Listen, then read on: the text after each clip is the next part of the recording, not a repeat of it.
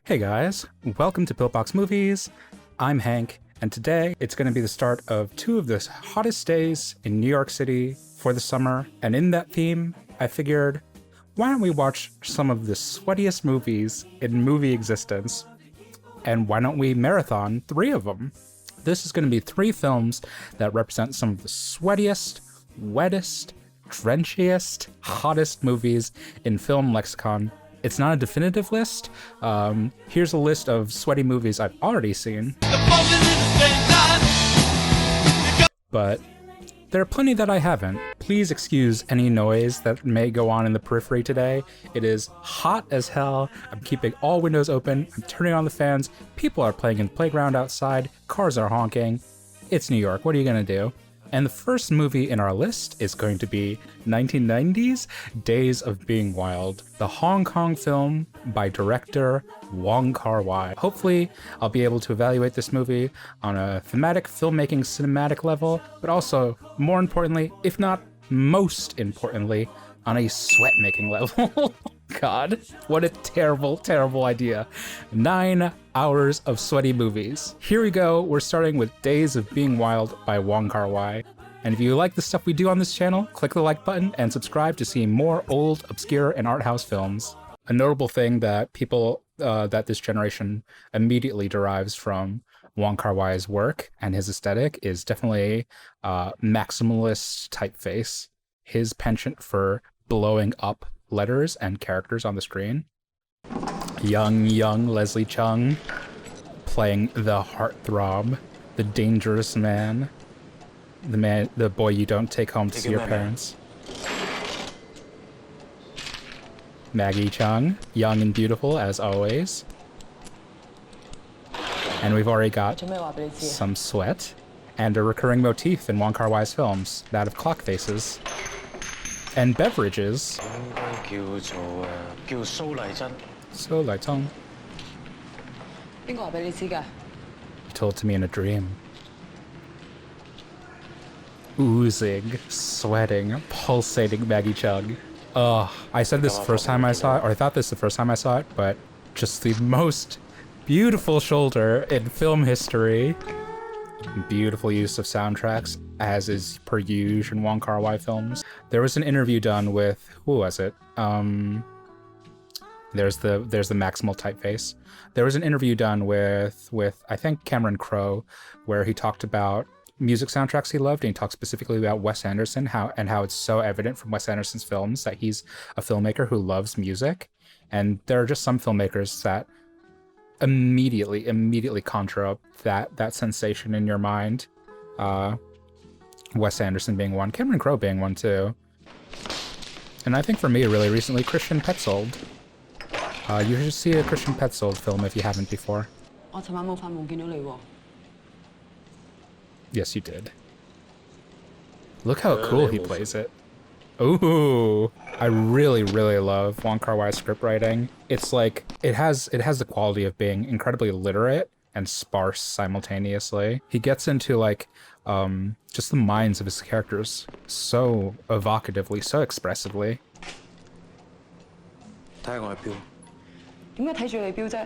Leslie Cheung, in my memory in this and in Happy Together, readily willing to enter into another person's personal space. The sound of the clock ticking. Oh, so beautiful.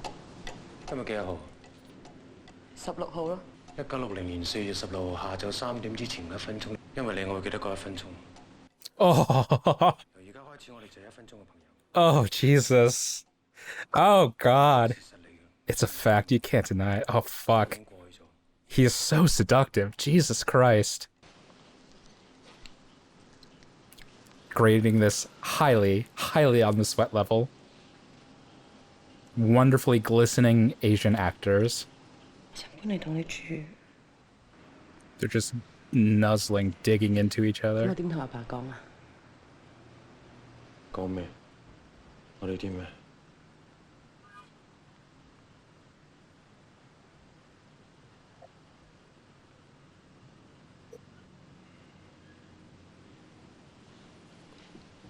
Man, what a pause.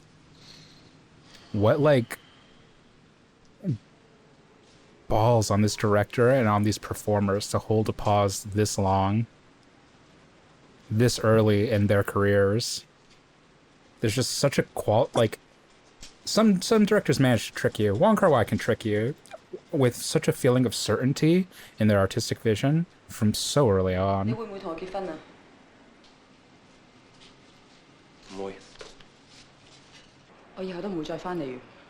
She said, face full of sweat. And I love the melodramatic characteristic in some of Wong Kar Wai's characters. They hook up passionately, they leave each other passionately, they burst and barge in and out of rooms, and yet they still maintain this like veneer of like melancholy and sluggishness that that kind of qualifies or distinguishes that melodrama in a peculiar and lovely way. And of course the fashion, this melding of like the old Eastern world and the British imperialist influences. Beautiful, beautiful cinematography by Christopher Doyle. The use of the mirrors, the use of shadows, and casting light in the shine of the hair.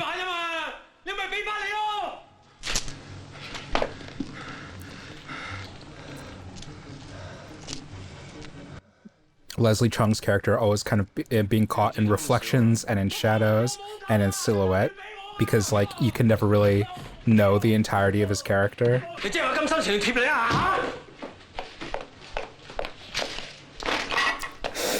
And the beautiful editing, the beautiful editing by Wong Kar Wai. So striking, so evocative.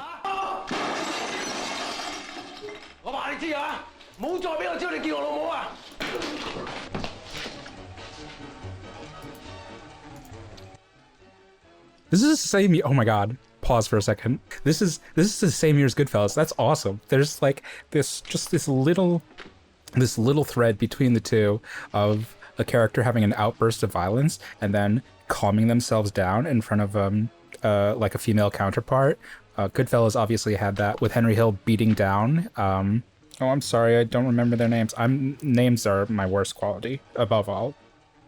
When Henry Hill goes to beat up Karen Hill's neighbor, and then hands her the bloody gun afterwards, and she has this little intake of breath where she admits that she finds it kind of hot. And in this, released the same year, has a similar scene of Yudi beating up a lover or con man of his mother, and then slowly resetting his hair in front of Carina Lau.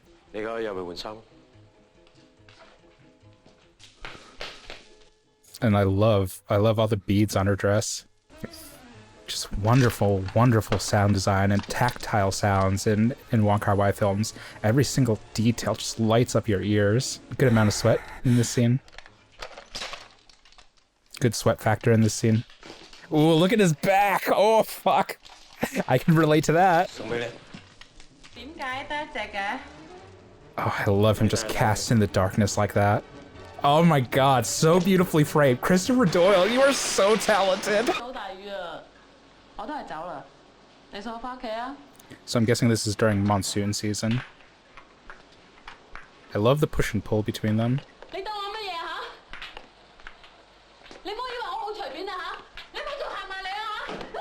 I think of any director, perhaps Wong Kar Wai is one of the closest to understanding the play acting of danger.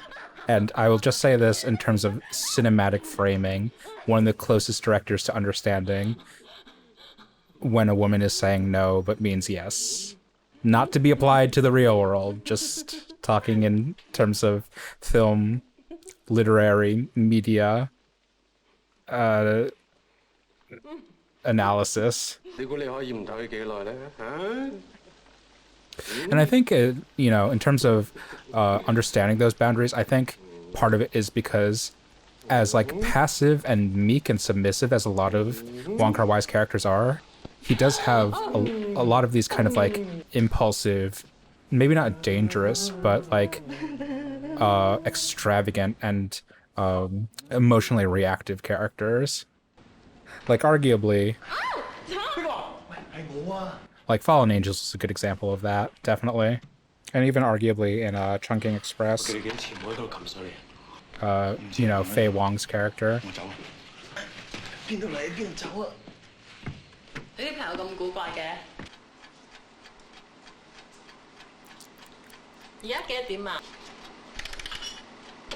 That's me right now.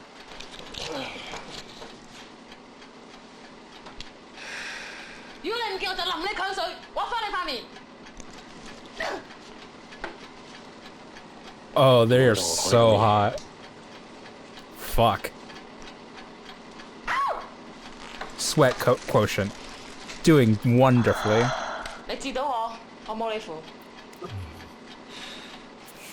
I love this characterization of Leslie Cheung as like just constantly in bed or constantly getting in fights. He's like an alley cat. I guess another motif of Wong Kar Wai films, characters in bed a lot. I'm all about that life.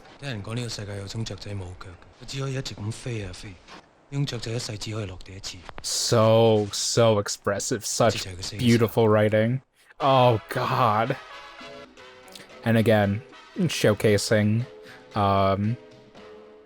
Yudi, Leslie Cheung's character in Mirrors. I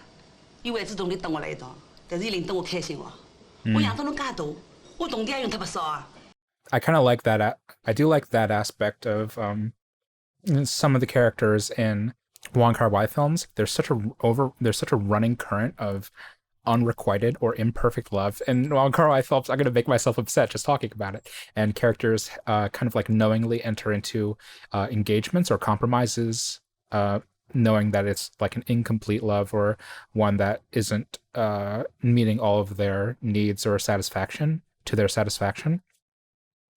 But I don't know. It's not. It doesn't make it lamentable. It doesn't really make the characters pitiable or contemptible. It is the romance of the world that they live in, that they kind of like knowingly engage in an imperfect love because they so desperately want love in any iteration.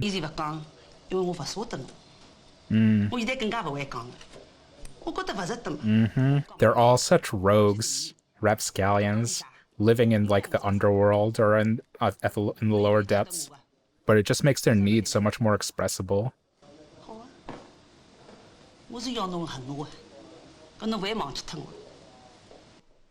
Now that's a Wong Kar Wai character. That's a Pedro Almodovar character. That's a Fritz Lang character.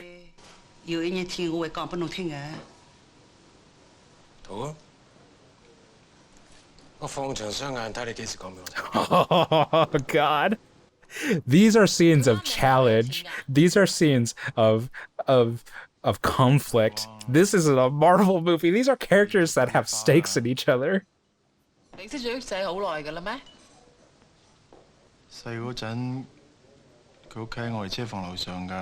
No, they used to be lovers. Oh my god, that's the implication there. Oh, how did I did not see this the previous time. Holy crap, they used to be lovers.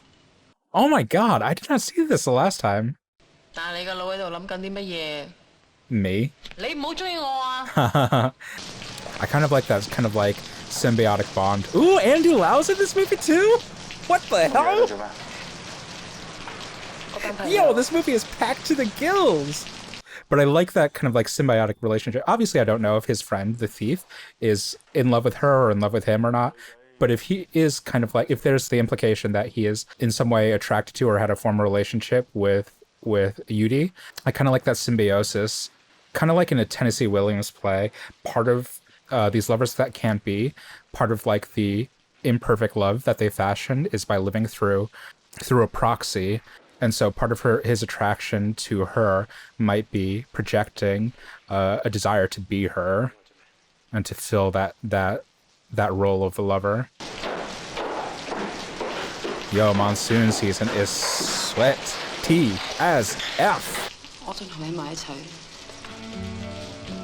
And you love to see the princess who just wants to go back down in the muck.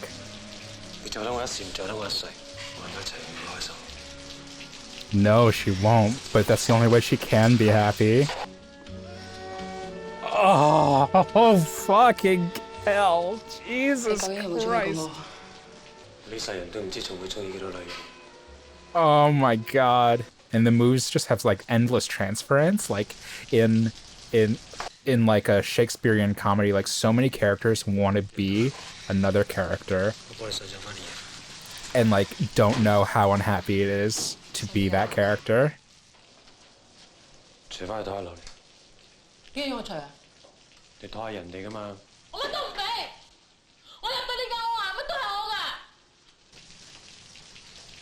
Ayya.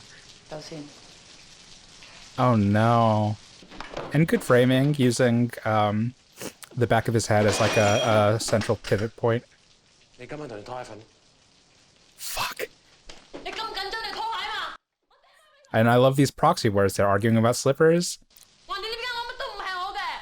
Because they can't argue about something if he doesn't talk about it. And what he was perfectly unwilling to talk about is that he is in love with Maggie Cheung's character. And once again, him in a reflection, unable to articulate himself. I hate ultimatums in real life, but they are such a wonderful device in melodrama. Just such a perfect means for characters to assert will. I treat everyone like this. Imperfect love. It's like skins. There's a perfect coupling, there's a perfect relationship out there, but until you get to the season finale, you're gonna have to make do with what you have. This is so lovely. I'm just fucking furious at how much I'm enjoying this. Oh my god. Wong Kar Wai is an artist. Just look at these faces captured in the darkness. Imagine seeing this spread out against a cinema screen. What else could reach your heart like film? Sweat potion? Down.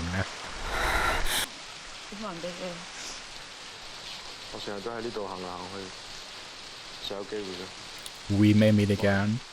Perhaps like one of the most important lines thematically in any Wong Kar Wai film.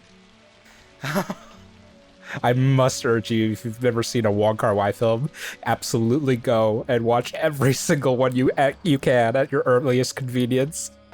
Maggie Cheung is just so beautiful. You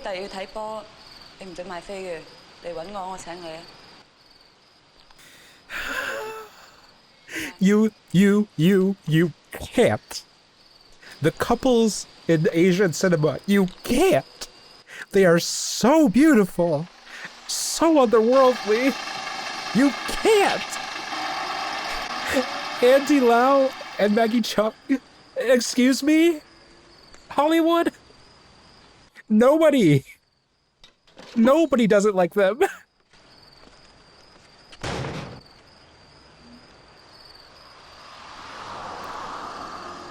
Ooh, what a beautiful shot.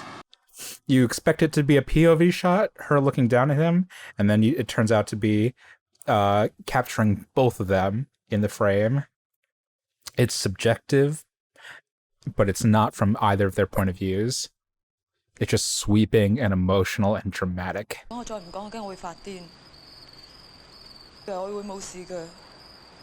Her hair looks incredibly healthy in this weather. I'm amazed. I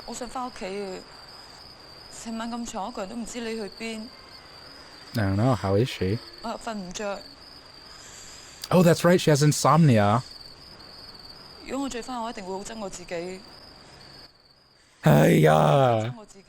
Yeah, I can relate to that, definitely.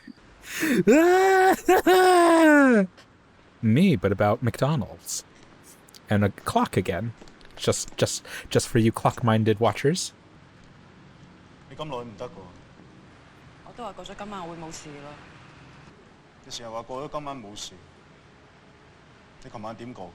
And another aspect of Wong Kar Wai films, characters living in liminal spaces. Characters are always living in a kind of Schrodinger's box of being undecided as to whether or not move in one direction or move in another. And they meet these kind of like phantoms, these ghosts, these other people that move in and out of their lives that help them come to a decision. Okay, this is an example of Wong Kar Wai being very literal on the theme of time.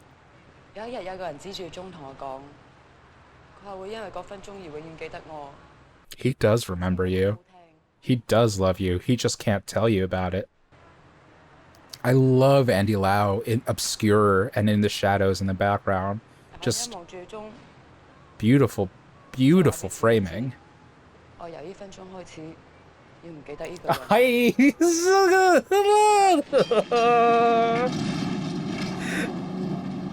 Me, but prettier.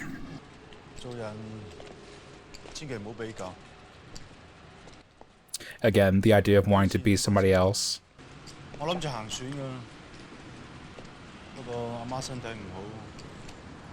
Oh, look at that humidity glistening off of Maggie Cheung. I don't know the meaning of it, but I kind of love that they meet in tunnels. It's almost like Orpheus and Eurydice.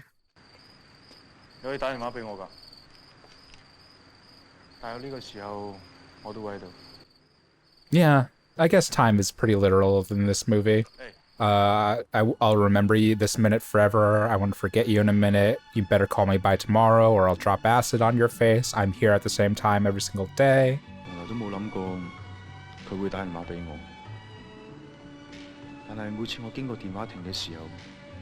I'm gonna cry.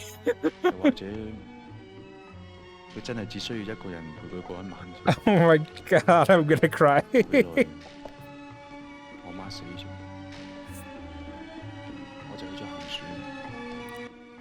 This is like, I'm flashing back to like Happy Together right now, and I'm just like devastated. Ugh. I think that's like one of the wonders of watching Wong Kar Wai's filmography. You kind of like get to experience his entire work in parallel. Like you see the themes developing simultaneously across all of his films, and it's just such a wonderful revelation. Even if in the individual film it doesn't feel particularly powerful, you can feel the ripples resonate out to his later to his other films. Doing chores, another motif in Wong Kar Wai films, most notably in Chungking Express. Just this relationship of like of dominant and submissive between these two.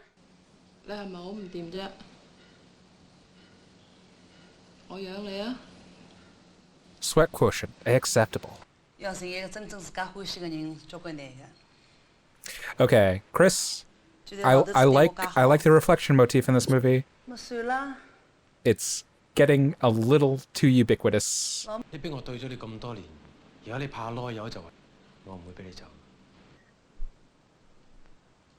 It's weird,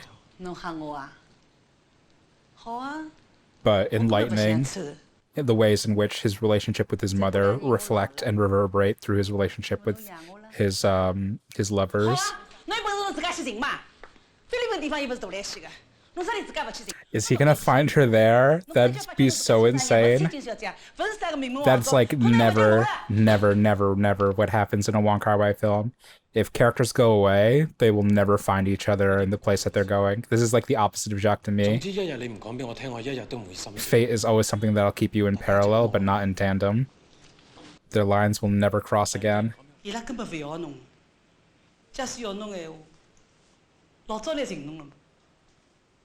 Filthy traitors who sold you for booze money.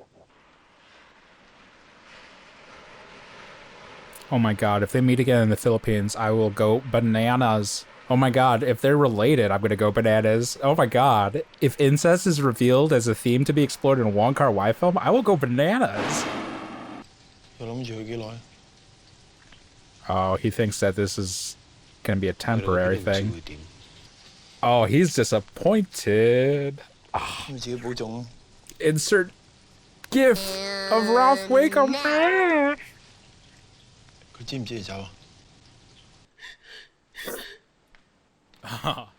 Oh, make that my album cover. Oh my god.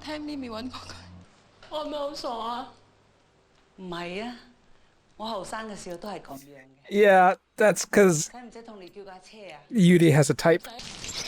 My sweat quotient is getting a little bit off the rails.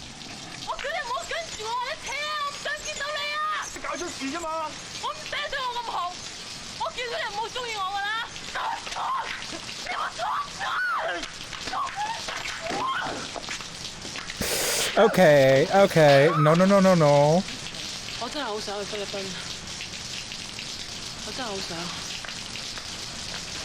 Monsoon quotient is off the rail. See, that's a suggestive line.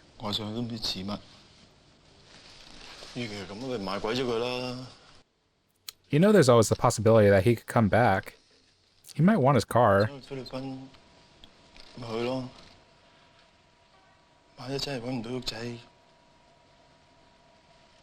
Come back to me.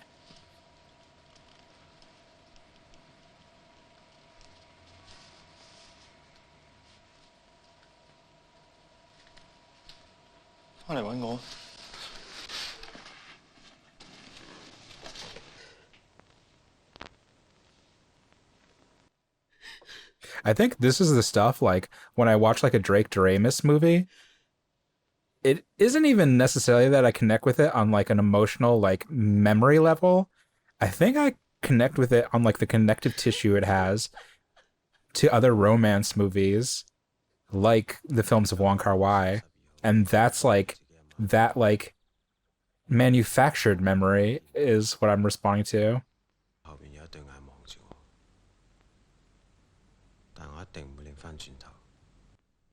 Yeah, Orpheus and Eurydice imagery.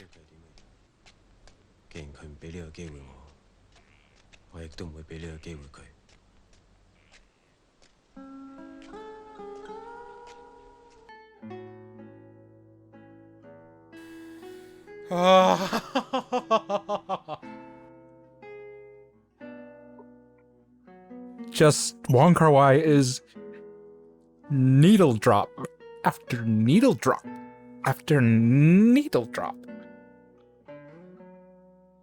Just one of the great compliments you can give to a director is that you, like, hear music with new ears when you see it in their work. And I'm all about that with Wong. Ooh, yes. Sweat dripping. How the hell does he look like he has an actual erection? What the hell, Leslie Cheung?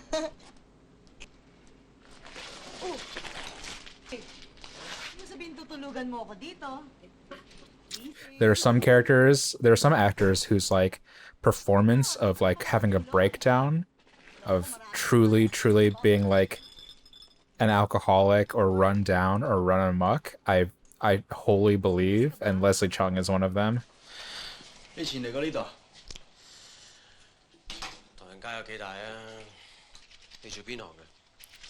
So they don't know each other.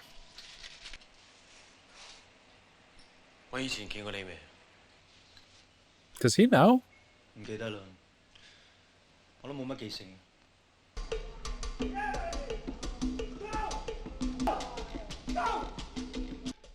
Something that Wong Kar Wai could possibly be accused of is sometimes his movies feel like an act too long. There's, like, a sense you have of, like, a concise, muscular script that ends at a certain point in his films, and he takes it, like, one degree further from that. And it usually leads to somewhere interesting, but it is just something to note that he has a different sense of proportion or of time.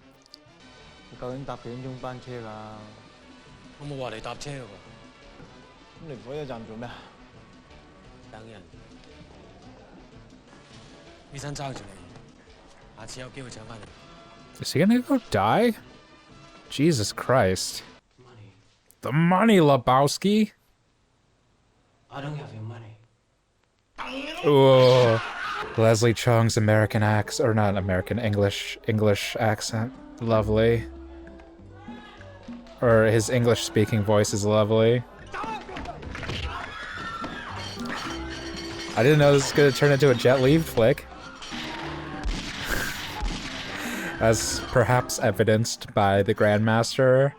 Speaking strictly subjectively, Wong Kar Wai is not the greatest at shooting action sequences. So do they all.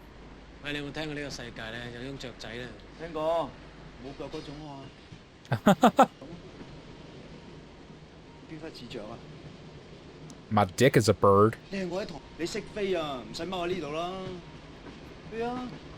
Andy Lau's sweat quotient is doing terrifically. How the fuck is Leslie Cheung just slick as shit?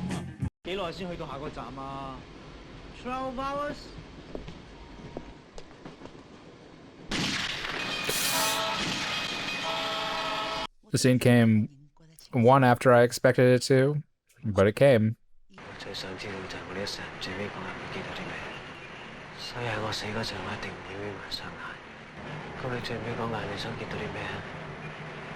Sweat is off the charts. We're loving it.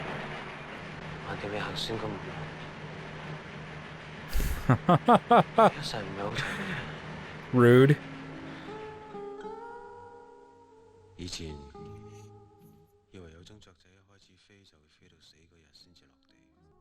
Don't cry for me. I'm already dead. 最後一次見到佢嘅時候，我問咗佢一個問題。係，你記唔記得舊年嘅4月16號下晝3點鐘你做過啲乜嘢？咁問。冇。No reason. 我個朋友佢考我記性，佢問我嗰日做過啲乜嘢，我就唔記得。你呢？ Say it. 講俾你聽。 我以為你唔記得咗。如果記得嘅，我永遠都記得嘅。兩個有來往嘅咩？ I never saw her again. 一段時間，我行船之後冇聯絡。你呢？我冇咯。佢再同你講啲咩啊？ That she was going back to the Philippines. 其實我識咗佢冇幾耐啫。你又中意佢？唔係，朋友嚟啫。Yeah. 但係有機會撞翻佢，你話俾佢聽，我咩都唔記得。咁樣大家好過啲。我都唔知我有冇機會再見翻佢。Go on, Wong Kar Wai. He deserves it. Just have them meet again. You can have a happy ending to one of your movies, right?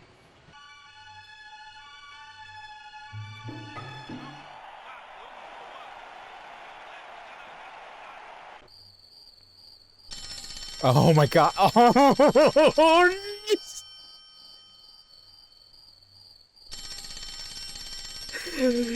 oh, you're so full of surprises, Wong Kar Wai. Setup and payoff in Wong Kar Wai films is just like something else.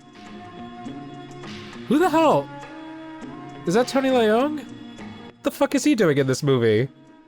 The fuck are you doing in this movie? Tony! What are you doing in this movie? Tony!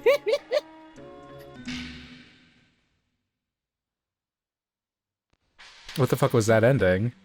What the fuck was that ending? What?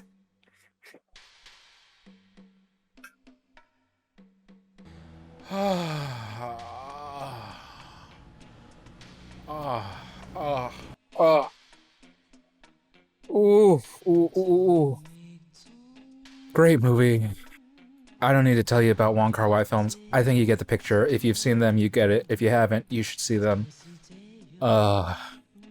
Good early outing. I'm actually kind of surprised. In some ways, like, formally, in terms of presentation, in terms of style, I actually think it's more developed or like more to my taste than the stuff he would be doing in the later on in the 90s. It's like more reserved, more kind of like prestige in its styles. in his styling, but in keeping with that, what he would go on to develop as the 90s progresses with like Fallen Angels and Happy Together and Chungking Express, I actually think is more kind of out there and weird and in the Hong Kong new wave fashion, and as a result he became more muscular as a director. But this was great. Sweat Quotient was very, very, very good. Very, very beautiful Asian people, glistening, absolutely luminescent in their moistness. Yeah, that was Days of Being Wild. We're gonna go on to the next one, but if you're taking a break here, click the like button and subscribe if you want to see more old, obscure, and art house films. Next up, we've got Sorcerer.